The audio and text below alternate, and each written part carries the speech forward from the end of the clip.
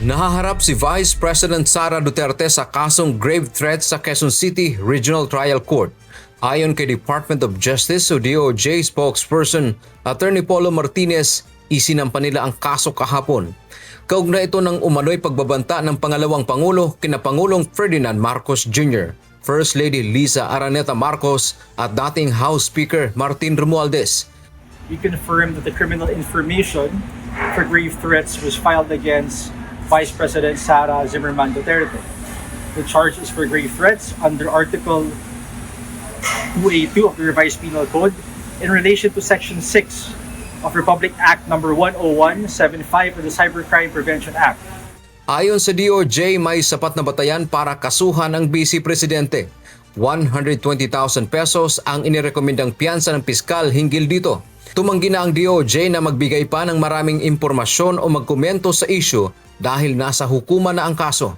So after preliminary investigation, ang nangyari po is nakita po ng ating mga prosecutors that there was prima facie evidence or reasonable certainty of conviction to indict the Vice President for the crime of grave threats, again, by means of the cyberspace.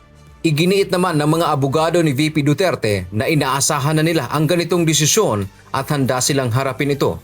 Iginiit ni Attorney Paul Lawrence Lim na nanatiling inosente si VP Sara sa ilalim ng batas at tiwalang madidismiss din sa huli ang kasong ito.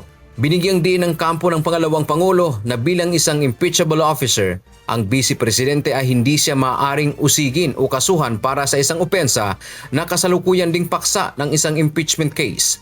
Dahil sa mga seryosong isyong legal na ito, tiniyak ng kanyang kampo na gagamitin nila lahat ng kaukulang legal remedies upang ipagtanggol ang pangalawang Pangulo.